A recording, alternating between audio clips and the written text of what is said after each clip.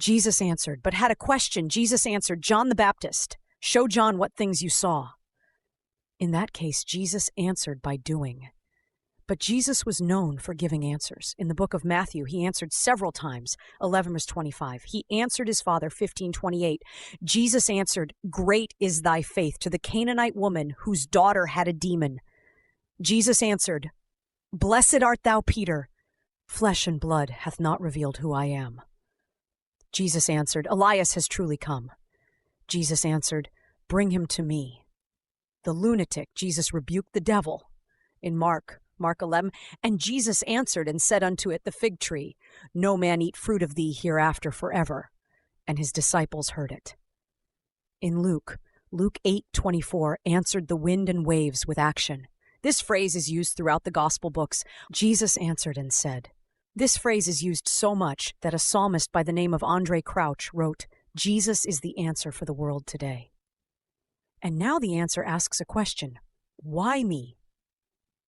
John the Baptist prophesied that he was the lamb slain from the foundation of the world. Jesus himself said, if you destroy this temple, I will raise it up in 3 days. He also said, no man takes my life, I lay it down. And theologians argue as to whether Jesus was speaking to Nicodemus or John was speaking to us when it was said that God so loved the world that he gave his only begotten Son.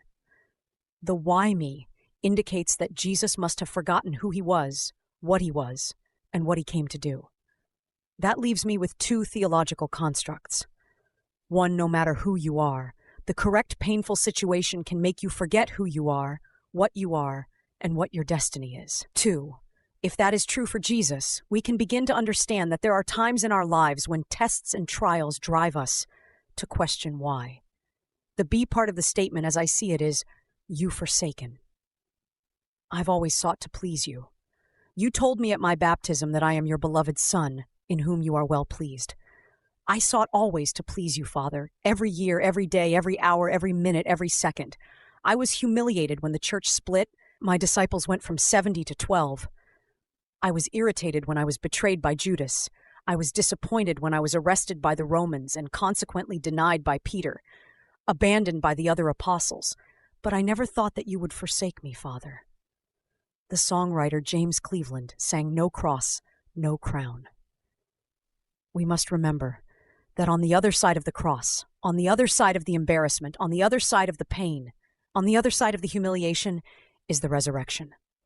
Jesus was the shining example that what we endure in this life is nothing compared to the glory which shall be revealed in us.